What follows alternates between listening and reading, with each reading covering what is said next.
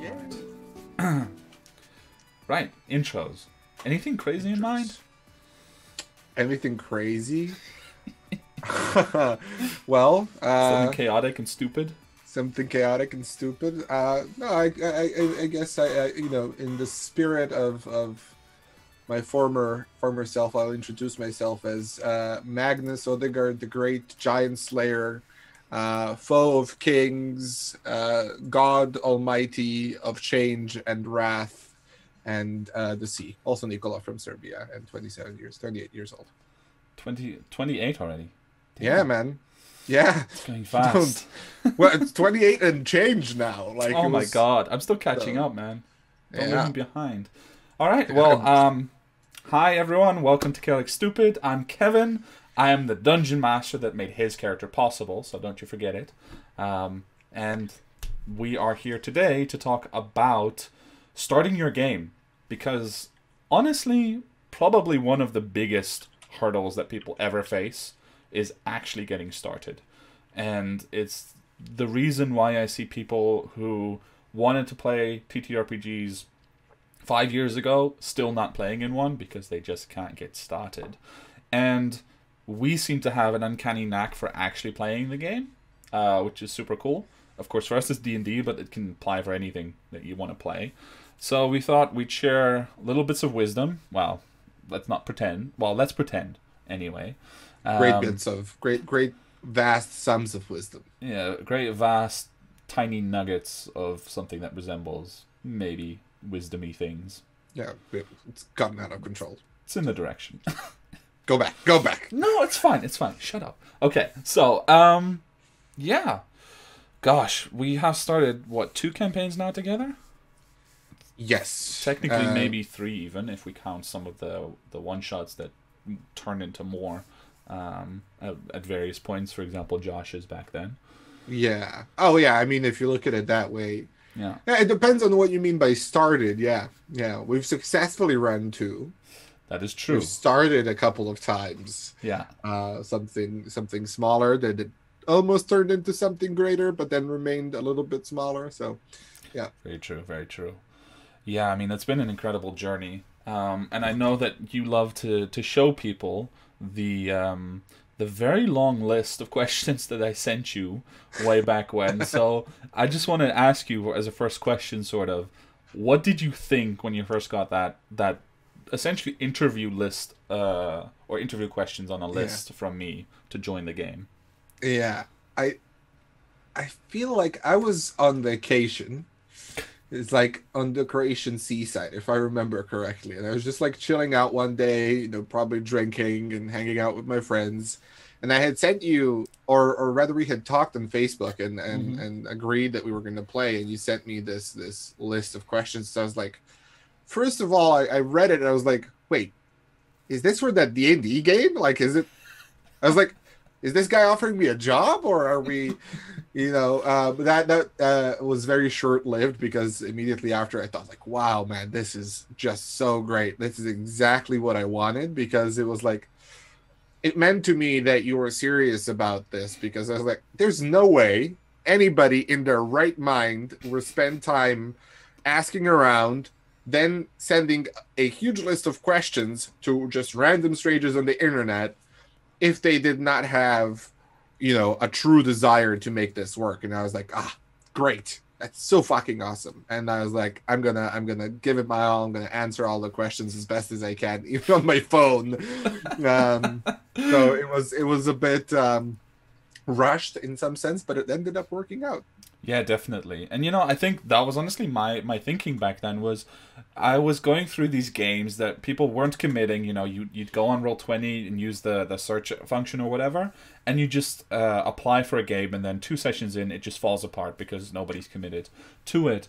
And I was like, okay, I'm definitely going to run the game myself, because that's the first kind of guarantee that, okay, we have a dungeon master that's not going to quit. Right? Yeah. That's the cornerstone of actually playing the game.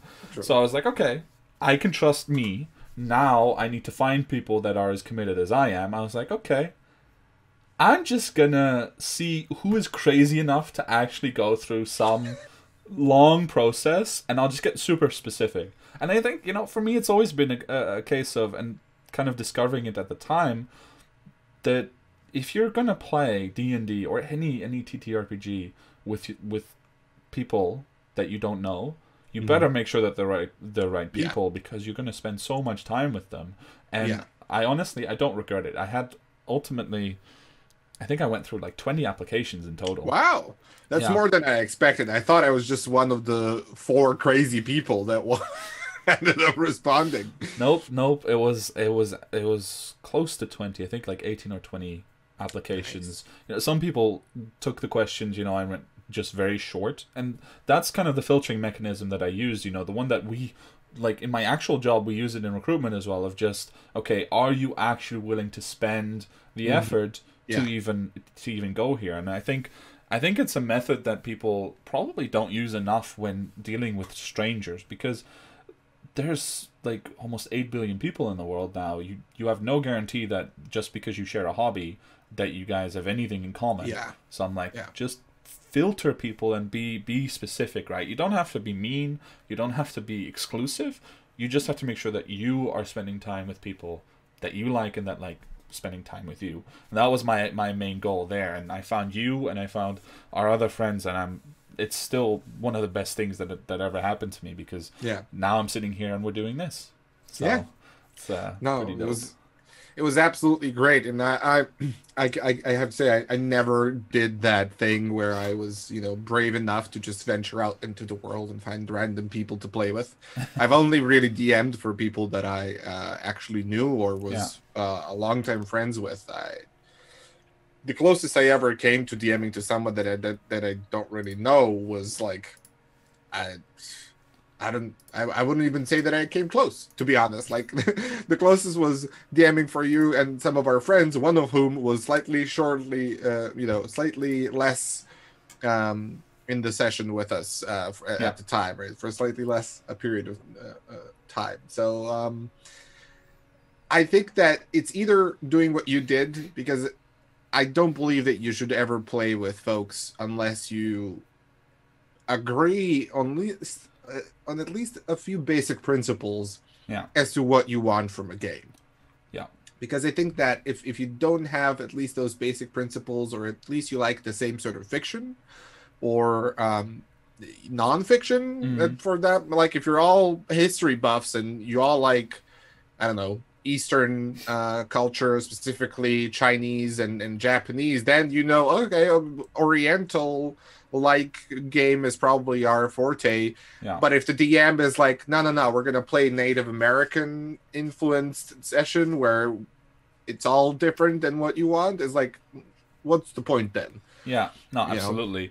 And honestly, the thing is, right, in my example, in our game, I was specifically looking for people like you who were willing to make that rather massive investment, because I was like, okay, I want a story where my characters or my players are truly attached to their characters, and you don't get that from people who are just looking to spend a couple hours rolling dice, which is, there's nothing wrong with that approach. I love spending some hours just rolling dice, but I had a specific, you know, basic principle that I needed to share with other people, and that was difficult to find, but we made it.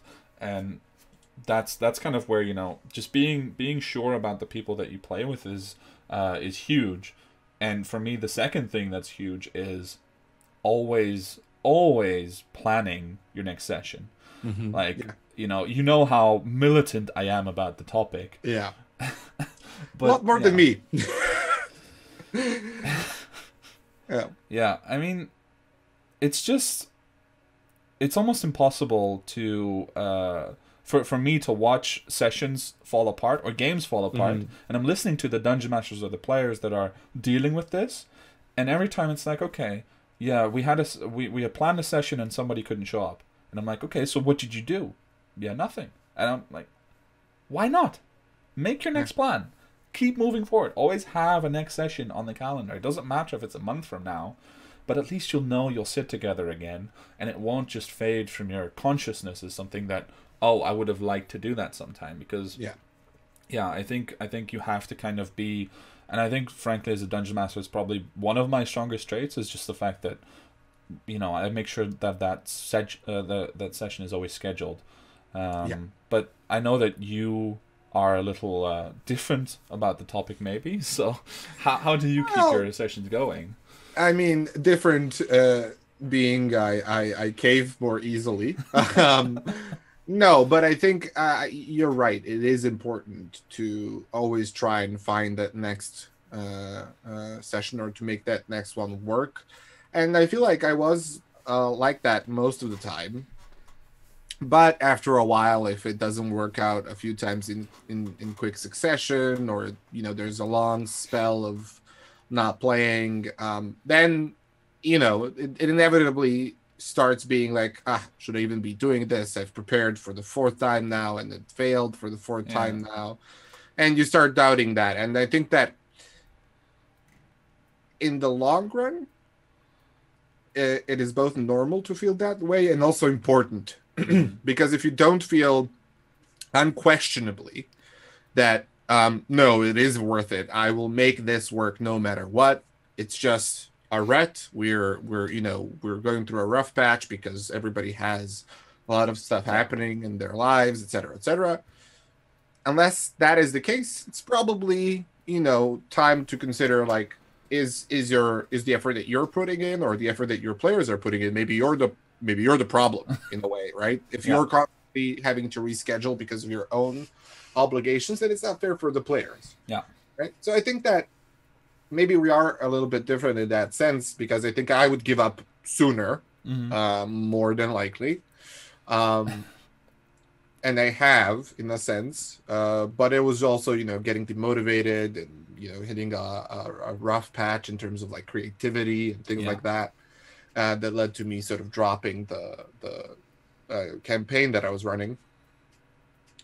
But I think it was also good for me, because I was not happy with what was happening. I was not happy with the work that I was putting in. I was not happy with the content that I was creating for the games and how I was running them. So I was like, it's better to just stop there. I'll enjoy my games with you, and I'll grow as a player. Yeah. And I'll enjoy running the one shots from time to time, but at the end of the day, it worked out well. So yeah, definitely true. And I think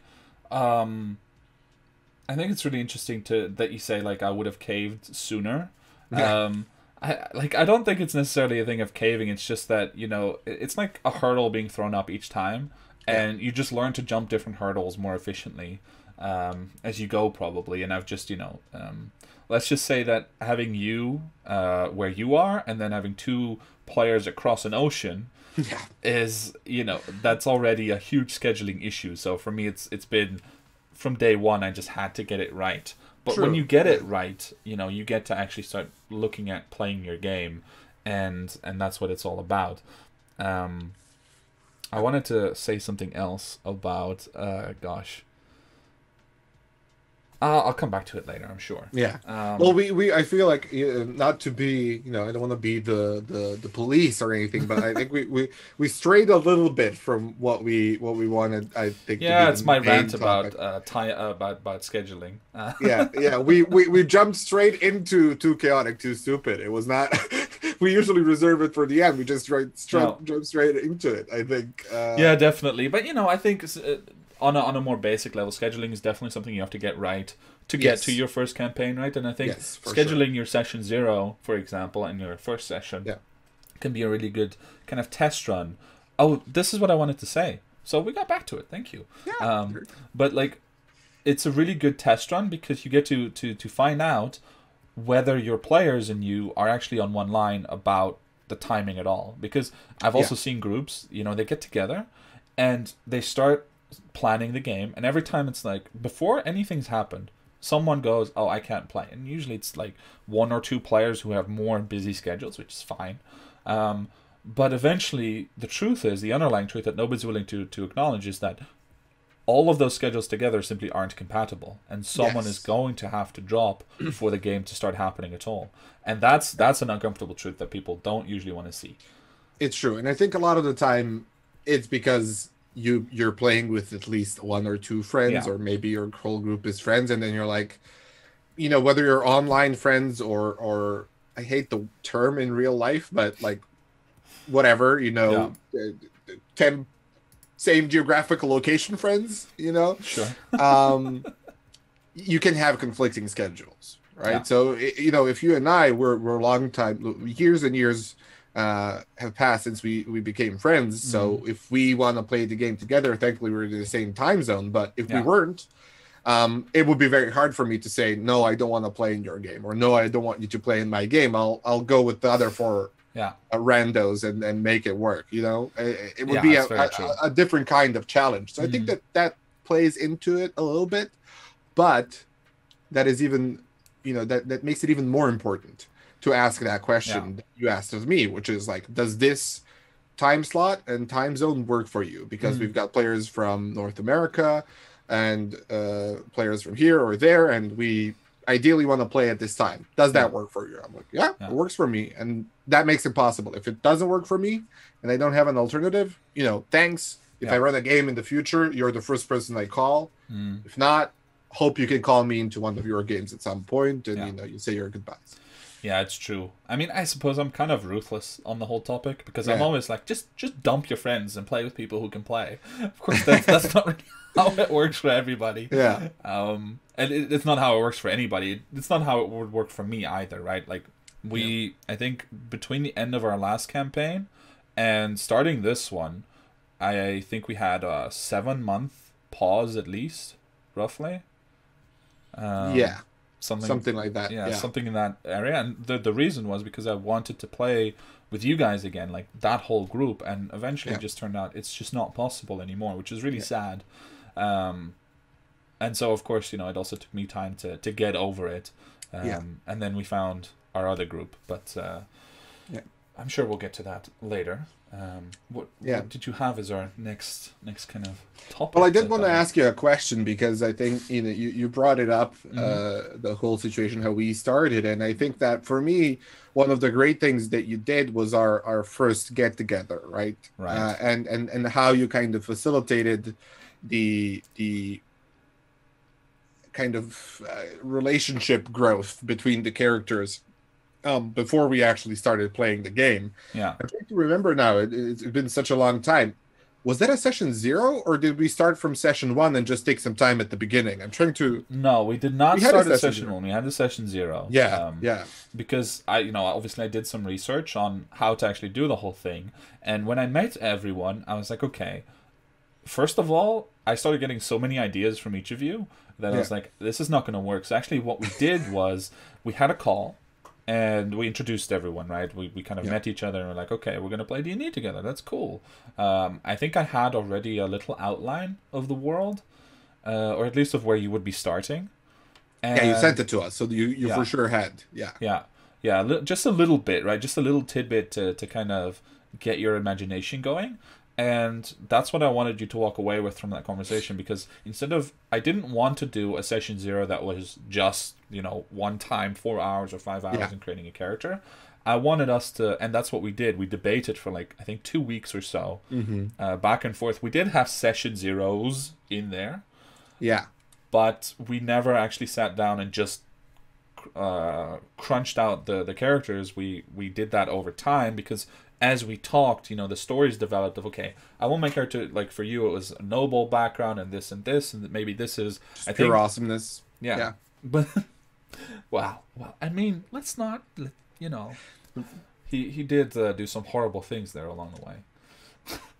But the most important thing was that we made sure to tie all the characters together, right? So we made sure that our session 0 was all about, why do our characters know each other? And I think that's probably a good takeaway that I've always used again is, I want, and it's not necessarily, you know, a session 0, it's like a time 0. It's pre-game. I want to use all that time to make sure that these characters make sense spending time together.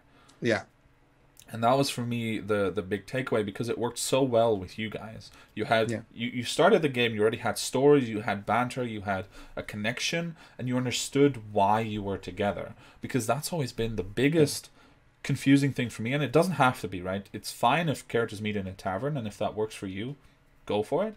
But it never made sense to me. It never made sense to me to meet for four strangers to meet in a tavern and then go, let's risk our lives together for some treasure. Yeah, yeah. It works, but it's not the most elegant solution. So I wanted something different out of my session 0. And probably the takeaway is going into your quote-unquote session 0, whether that's one session or multiple or over a period of time, is to go in with a sort of idea of what you want to get out of it. Like, what are you actually preparing outside of your character sheets? Because your character sheets you can make alone if you wanted to. Yeah. Right? Like, your session 0 is for you to connect with the other players and understand, okay, what are we actually looking at? What's our starting zone? And that sort of thing. Or starting situation would be a better way to put it. Or would you disagree? No. I think you make a good point. I've just been thinking. I effectively started 2 campaigns, and now that I think about it, one of which just kind of fizzled out right at the beginning after 2 sessions, even though we were all very geared up and ready to go, but it just didn't work out. And another that ran for quite a while. And in the first one that I ever created, which is Ilaria, you know about it. Yeah. We talked about it on the show as well. I did not have a session 0 for the players. What I did do, however, is that I had individual conversations with each of them, one-on-one, where we made their characters together. And when I say we made them together, I mean they created their characters. I was just there to help out, and because I knew the rules a lot better, and I wanted to give them guidance if they needed it, or talk over some aspects of their backgrounds and things like that to make them understand a little bit better their character's place in the world and things like that. So I think I kind of did like 5 session 0s versus 1 together. Okay. That's interesting. Yeah, and that worked quite well, I have to say. Yeah. In terms of just like how efficient it was. Right. The other time, I was starting a Minds of Phandelver game. Okay. And I had one newbie and a couple more experienced players and a couple quite experienced players. And I was like, I'll just do a session 0. I think that's going to be fun. We all meet up at a friend's place and, everybody's rolling dice, and it's just, like the olden days. When I first started my campaign, rolling in a grandmother's pot and sharing 1d20 with a friend, because that's all we had. How did you survive? Yeah, it was the dark ages. And that, while fun in some ways, I don't feel like was an efficient way to do it, because a lot of time was spent with me running between players and players losing attention, and we spent like 4 or some hour, 3 hours, I can't remember exactly, making the characters and tying everybody together and agreeing on where we're me kind of narrating what the story was, what's the sword coast, where they are, why they're there and stuff. And I feel like it spent a kernel of that energy that would have been spent on session 1 that I didn't have to get them to spend. Maybe I would have. So in retrospect, I think I would have done it differently. I think that raises a really interesting point, though, regarding where mechanics fit into session 0, right? Like, if you get your group together, like, where do you actually create the character sheets? Because I've never done it consciously. I've never said, like, okay, we're going to do the character sheets first, or we're going to do it as part of session 0. It's always been this kind of, we need a character sheet at some point. And I've actually been through one-shots where I would do... I don't do a session 0 for one-shots, obviously, but I will do a quick get-together and go like, okay, this is what you're going to be facing, so you can make your characters like this and this, and good luck. Yeah. But even then, I've had people who ended up making their character sheets 30 minutes before the game. Yeah. And it's... I think you did it once. I was trying to save you from embarrassment here.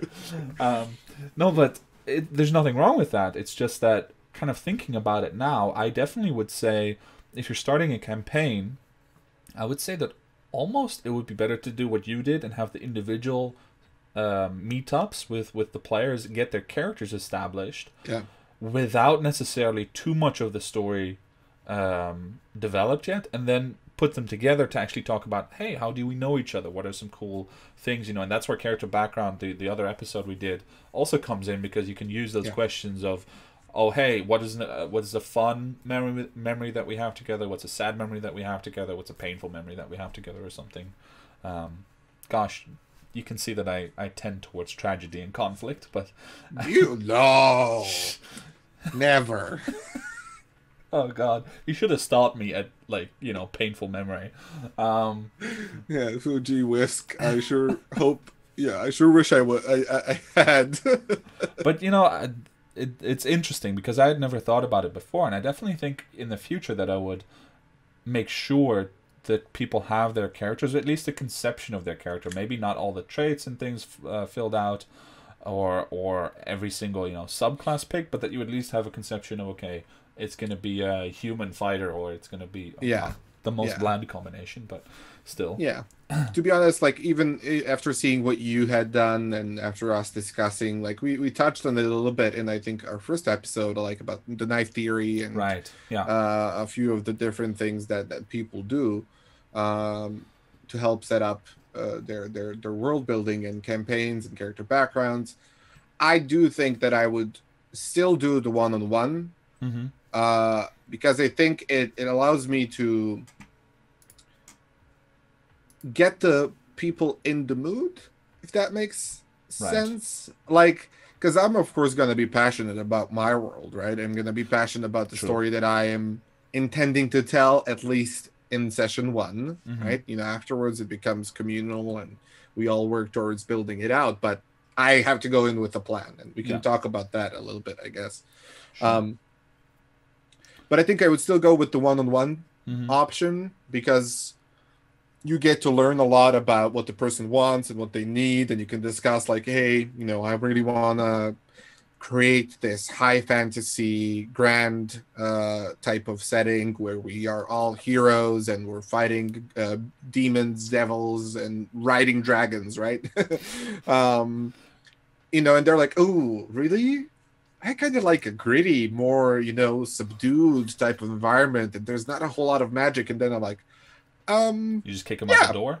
Yeah, here's an ice cream. I'm gonna bounce, which of course doesn't happen when you play with people that like the same things as you. But what it does allow me to do is get them more familiarized with the story, be a part of the creation process, and tell them like, "Ooh, that's a great idea. You know what? There's this small country all the way in the West where the people that do that stuff live, and you maybe be from there, and that's a cool thing because those are rare, etc., etc." It's like with Jean-Jacques. You came out with the Storm Sorcerer who can maybe do something akin to, I think you based him on the Wind Speakers from Wheel of Time. Yes. Right? And I was like, okay, that can fit in really well with navigating this and this. And I was like, okay, so definitely he's from there, and that's how we kind of established that. So yeah, that's really cool. But talking about mechanics a little bit more, I did want to ask you, because I don't, you know that I'm not the most mechanically minded person, but I know that you are. But I want to ask, what are the home rule or the house rules that you have or that you introduce? Because of course, session 0 is the time to introduce house rules and agree on them. In my opinion. So what house rules would you say, or would you recommend? Because I don't use any. I play raw D&D 5e as close to the rules as possible. One that I would recommend, and I think is generally good, especially if you don't have a kind of heal/support heavy group, or if you like to build stronger mechanics, is potions as a bonus action. Because I seem to remember those raw, it's an action to drink it. So I took that from Matt Mercer. And I tried it out for a while, and I would not recommend that you do this because it breaks the game heavily. It does. Is cast a spell up to 2nd level as a bonus action, even if you've cast the spell. So only one leveled spell per turn. And that breaks the game. Okay. Yeah. The bonus action, I don't think breaks the game. I don't know, man. I don't know. I find it still. That's why I think when I house ruled it, I allowed the first potion to be a bonus action. Right. Yes. You gave us one hotkey. Yeah. Exactly. You have like the one emergency key, and if that goes dry, then you still have to take an action. Because I figured, but I've just got this idea that how many potions can you actually be carrying on your person that are super easily accessible before you're, I don't know, like covered in potions across, and then with every hit you just break a health potion. That would be super awkward. But I No, don't think it agree. breaks the game, but I'm definitely not as big a fan of it as you are. But it does work if you have a heal light group, I guess. I mean, even one, I think is good, Hmm. right? I think even having at least one that they can use is nice. The 2-leveled spells, it really does break the game. Like Yeah, it does. it can get super cray. So Hmm. I definitely would not recommend that one, Yeah. unless you're gonna throw some really powerful stuff at your players and you want them to be super strong for that. Then Yeah. Yeah, all that's the power true. to you. Because I've done it, and I had to throw increasingly powerful stuff at them. And at one point, I was like, "Listen, guys, it's just gotten to the point where it's not working anymore. Let's go back to raw." And Yeah. they were fine with it. Yeah. Other than that, I'm not a huge fan of like encumbrance and Yeah. rations. I kind of let them forget about them most of the time, unless it's like one of those things where rations are super important because it's like a desert or Yeah, I was about to say, if you go trekking land. through a 5-day trek on the desert, then you're gonna need some rations with you. But otherwise, I agree. Yeah. Yeah. I hadn't house ruled that much. I just allowed Unearthed Arcana pending review. So after if I look at it and it's not, you can summon dragons with the bat of an eye at level 3, and I'll consider character. it. Yeah. Oh, damn it. And I allowed mats at the time Right. unpublished classes like the Blood Hunter. Yeah. And the Gunslinger had both of them in the first campaign that I made. So I'm not a huge house ruling person either. Like I wouldn't say I do it a lot. Right. I mean, my only one, which is no lucky feat. Ever. But I think the key thing that I wanted to highlight there quickly also is, oh, sorry, you wanted to say? No, I just remembered one thing that I did, and I am kind of a fan of. I usually let players choose one free feat at level 1. Ah, right. Yeah. I've thought about that, but there are not actually enough, in my opinion, not enough flavorful feats that it actually usually turns into more of a min-maxy sort of thing. Like, okay, I have a feat, I must choose something that makes my character more powerful. Whereas I would love more stuff like actor or other flavorful things that add more depth to your character. Ooh, that brings me to an idea. What if you allowed players to pick an additional, like a minor background or something, so you can get an additional feature from a background? Yeah, that could be cool. Work. Yeah, I should write that down at some point. Yeah. Scribbles madly. But no, but kind of the essence of the whole thing around homebrew and things like that are obviously also that you need to make an agreement about that in session 0. I think session 0 is kind of just more of a code word. Hope in the chat says dual backgrounds is a really cool idea. Thank you. There you go. I think it could really add some cool depth to your character.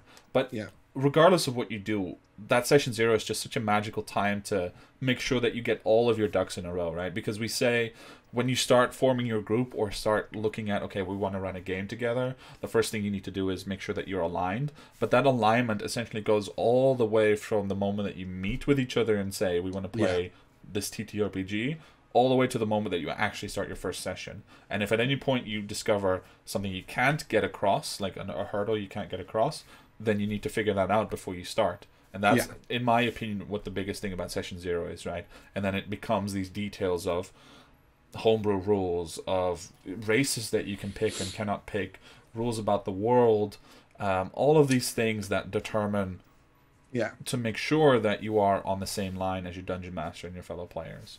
Yeah. One thing that I did do, and I know that, first of all, you're not a fan of the system itself at all, but that in hindsight, I think I could have handled a lot more like you handle it normally, is that the home rule that I introduced is no two characters in the party can be more than one alignment column apart. Okay. So if you want to be an evil character, that's fine if everybody else is evil or neutral.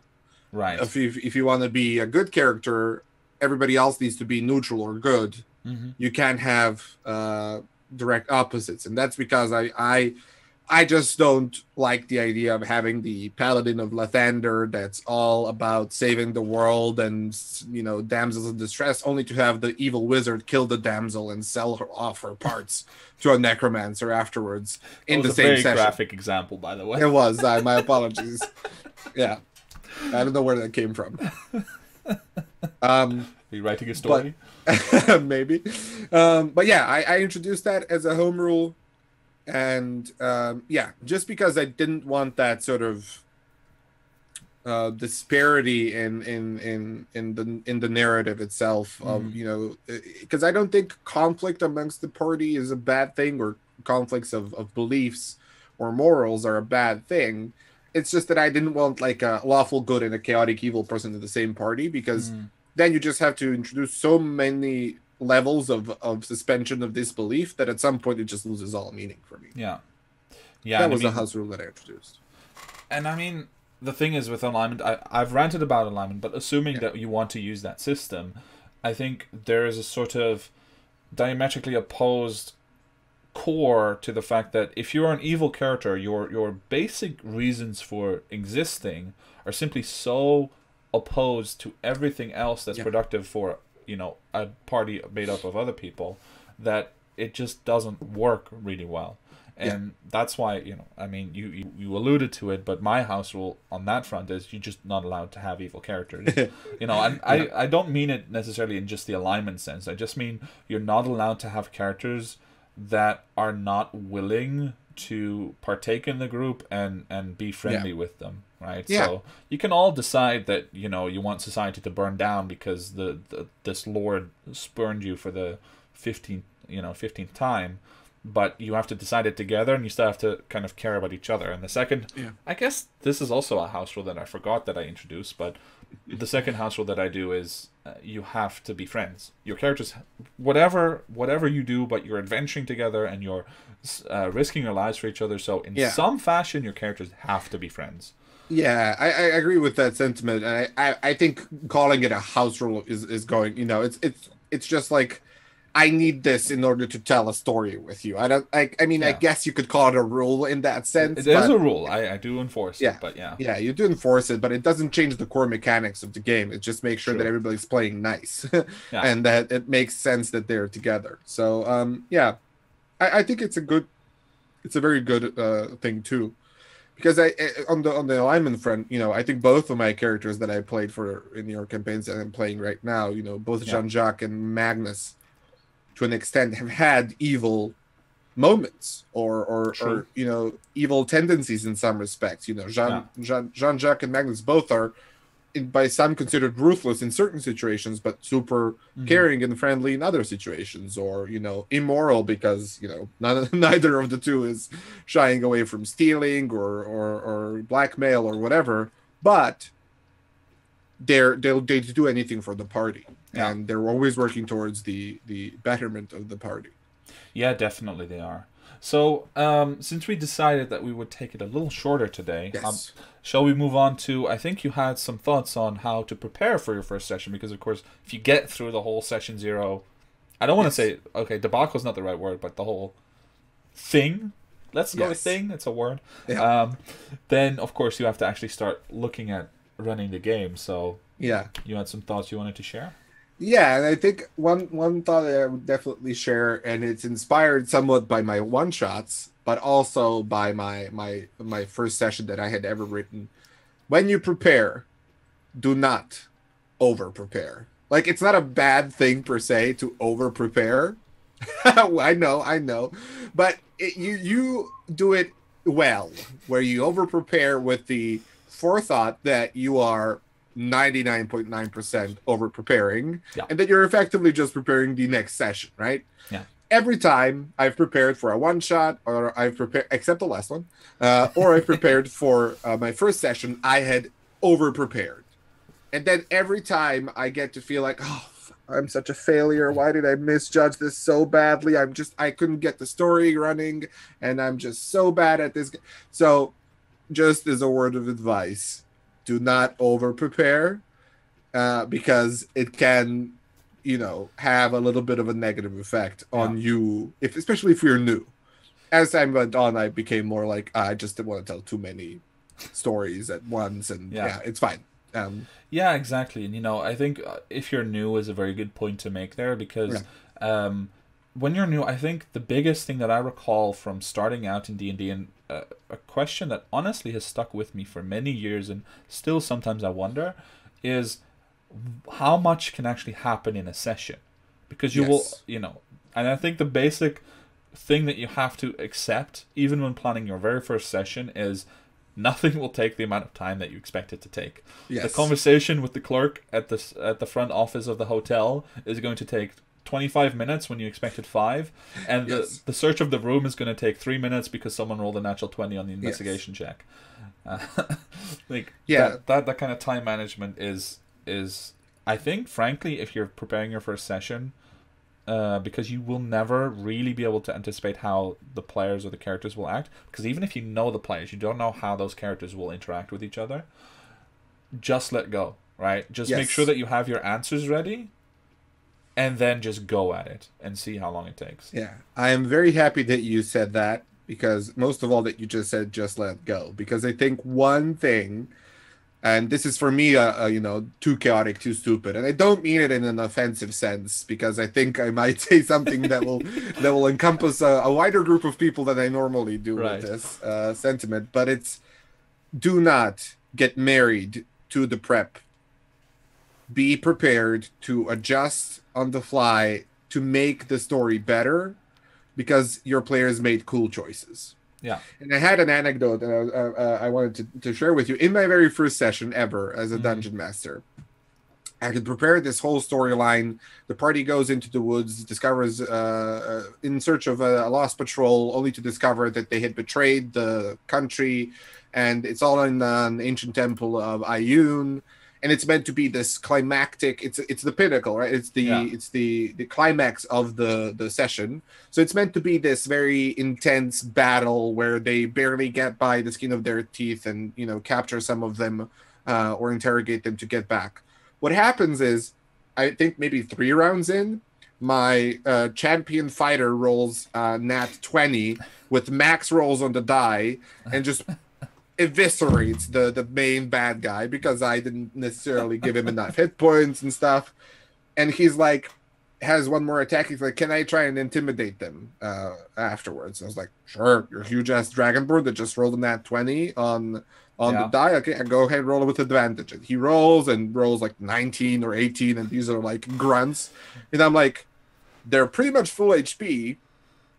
But they're They could terrifying. continue fighting, but it doesn't Yeah. make sense that they would continue fighting. You just literally cut their boss in half in 2 rounds. And I was like, yeah, they're super afraid. Yeah. Go ahead.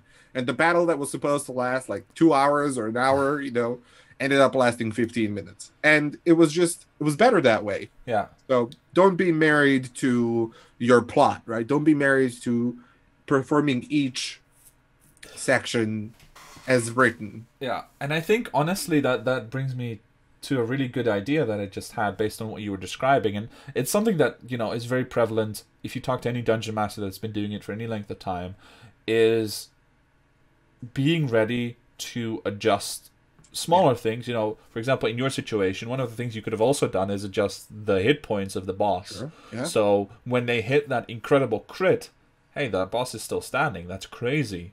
That can be another cool moment as well if you choose that you want that fight to last longer. And that kind of feeds into the idea that actually, in my opinion, the best way to prepare your session 1 is to create a lot of elements that are easily adjusted in the first place. So because I've been kind of shouting this at people a little bit, and I feel a little bit bad, but you've probably heard me say this as well, that the only thing you need to run a session 1 is you need your player characters and a challenge. Like, they just need something to overcome. That's it. And everything else, you just need to set yourself up so that you can make something of it if your players take an interest, right? If there's a shop, then have that shop be a cool little hideout for a thief or something. Or if there's a dragon lair, then have a hippogriff, having taken it because the dragon went away or whatever. Like, just give yourself room to improvise, And kind of, if you start from the get-go preparing your session 1 like that, it's a lot easier to breathe easily, because you kind of already go in, okay, it's scary to improvise, but I had some thoughts about each of these little things, instead of having this railroad track in front of you that you have to go down, and the moment that they go off of it, you're completely in uncharted territory. Yeah. Right? So you spend the same amount of time, but you divide all that time thinking about the game on these little things instead of one big thing. Yeah. I agree with you in principle, but I think that, if I understood it correctly, that advice is more applicable to a longer running story. Because while I mean what I said, and I agree with you, like, you shouldn't be so obsessed with putting everything on rails and being married to every single plot line. I do think that for the first session, it is important to put the players on rails to an extent, right? They just because especially if you're new, you approach it like, yeah, this is D&D, or this is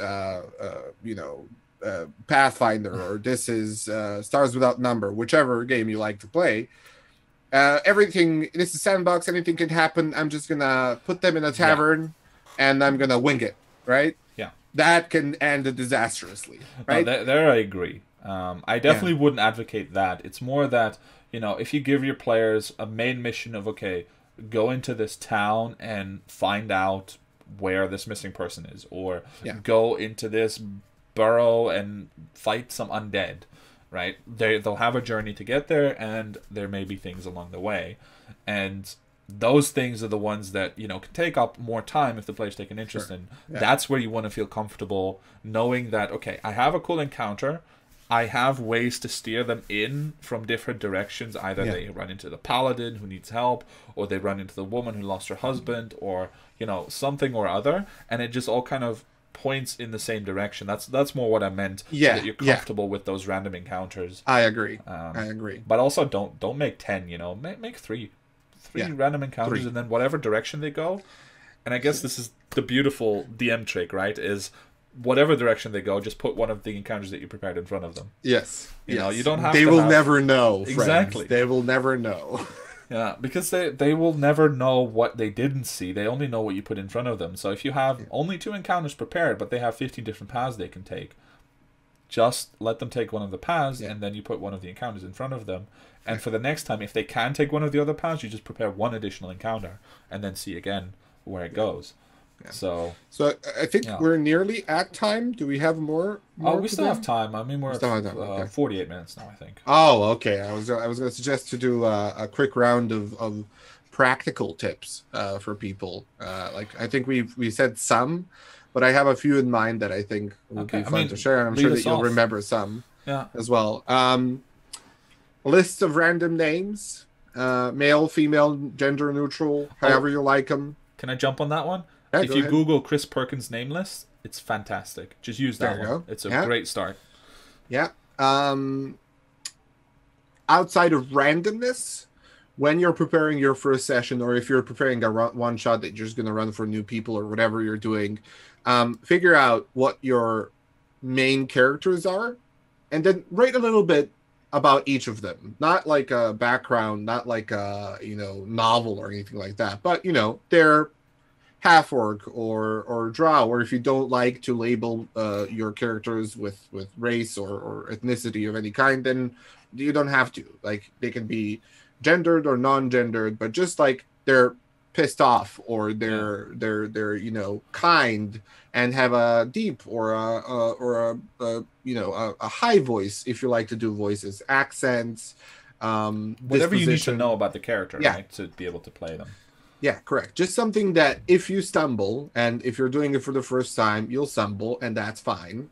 You can quickly look at your paper and be like, oh, right, that's Mark. He's a pissed off, grouchy old bastard that talks in an Irish accent. I can do that, no problem. And boom, you're in it, right? So that's something that I think would definitely recommend. Okay. Well, I mean, listen to that. I would say that I have 2 more to add. Why does my brain empty the moment I say I have 2 more things to add. I mean, it's just reverting to its usual state. Wow. Okay. We're not done yet. Okay. No. One of the things that I was thinking of is that, wow, it's really emptied. This is crazy. Yeah, I've got one more. If you want to try, please and, do. Oh my try God. and recuperate. Oh no, it's happening to me now. What are you doing? What have you done? No. I think that there is merit to structuring your story in a somewhat traditional sense. And when I say this, I mean like your story should, in my opinion, have a introduction, or a middle, or the sort of I'm blanking on the official the literary terms, which all of my professors from college would probably be. Yeah, just go, give back your degree. Yeah, I'll go and give back the degree that I totally have. Yeah, so it should have a beginning, a middle, and an end, and each section can be longer or shorter depending on how you want to do it, but make sure that your end has a climax, whatever that is, whether that's a catharsis in terms of like a battle, or a catharsis in terms of reward, or whatever it is for your players. Make sure that at the end of the session they feel like, damn, yeah, we did it. Unless they TPK, then it's like, should have done better. Why did you roll so shit? It's not a great climax. Well, I mean, in some sense, it's a tragic one. Oh, wait, I remember. Nobody likes dying in the first session, so... I'm going to talk over you now because I remember, before I forget again. Yes. Okay, so very practical tip. As any new starting Dungeon Master before your session 1, or during your session 1, in fact, remember to breathe. The worst thing that you'll ever feel is when you start stumbling over words and you are just desperately trying to get back control. The only thing you need to do, stop talking. Yes. Think about what you were doing. Forget about the table for a second. Read your notes, and then get back into it. Like, that is a very good one. That half second of pause, no one is going to care. And in fact, falling silent can be one of the most powerful things you can do as a storyteller. Like taking that extra moment as a beat gives you peace of mind, so that what comes next will be clearer. And it makes sure that everyone's paying attention, because you suddenly stop talking for a reason. Right? It's a good one. Yeah. And the next one kind of is also super practical, but however much time you think you need to actually set up the session, right? So I'm not talking about writing your prep, but whether you're playing online or playing in person, however much time you need to set up your boards and your books and your notes to make sure that you can read everything properly, take extra time. Take at least an hour extra, especially when you're playing online. This is even more true, because you will need all the time for those last minute ideas. You will need to set up an additional map. You need to make sure that everything works properly, and having that breathing room and finishing with 20 minutes to spare and being able to just look at it and go like, oh shoot, I forgot this, let me fix it, instead of having to do that during the session, is a godsend. It's absolutely amazing to have that time. True advice from a procrastinator, because you're immediately, and I find this very endearing, because it's true for me too, is like that you immediately assume that people will prep right before the session. Well, right? It's not even about prepping, right? Because you can have your prep done a week early, but actually setting up the session. I mean, I frankly, I don't know a single Dungeon Master that I've ever spoken to who does their setup more than a few hours before the game. Absolutely not. No. Because if you're going to work on the session, the thing that you will find joy in working on is going to be actually writing and coming up with whatever's going to happen. Yeah. So, sometimes I finish my prep with so little time to spare that like it's almost people were in front of the house honking for me to get out and go to the place where we're playing the game. So definitely don't do that. That's I can, don't be me. Exactly. Don't be him. Be me. Sometimes.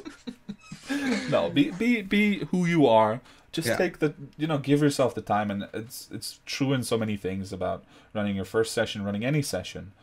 So I guess it's not just for the first session, but it definitely helps, especially when you're beginning, because you'll want to check everything twice. You'll want to make sure that things are working the way that you intend, so that when you give a player, let's say you're playing online and you tell a player, okay, you just have to go into your character sheet and click that, and you want to know that that's going to work the way that you intended, because regardless of how quickly you fix the issue, if it doesn't work, it's going to throw you off your game, especially when you're starting out, because you'll be like, oh shit, this is going wrong, and then it just builds stress. So give yourself as many reasons not to build any additional stress. Yeah, I definitely agree on that one, because for the longest time, I was really trying to figure out what is the most comfortable way of me doing my prep. So I did things like, you know, Google Docs and then a laptop on the side, or printing things out or not printing things out. Sometimes I didn't have time for it.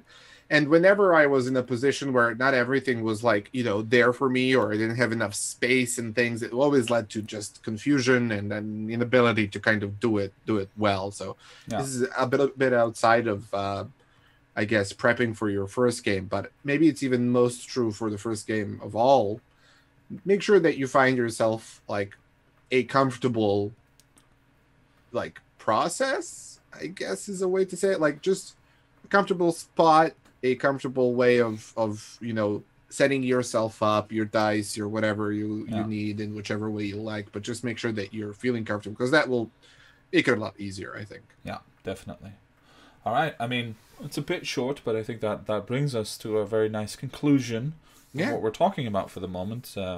And I think it's a fairly decent roadmap for considering, you know, how you might get from getting your group together all the way to actually starting your first session, because it's a longer and bigger process than I think a lot of people realize when they're starting out, especially. At least it can be, right? It can be as long and as big a process as you want it to be. I'm a child, I know, but it just needs to be enough for you to have everything that you need to actually run the game, and to make sure that your players are also prepared. So take that time again, and remember to breathe. And I would say, if you're all right with it, that we call it there.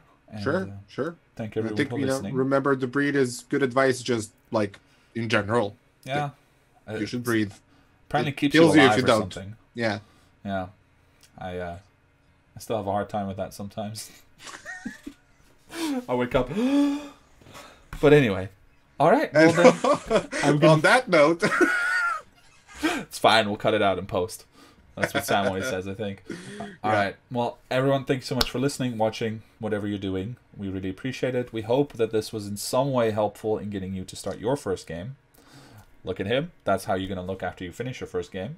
And we will see you next time. Thanks so much. See you next time. Bye-bye. Bye-bye.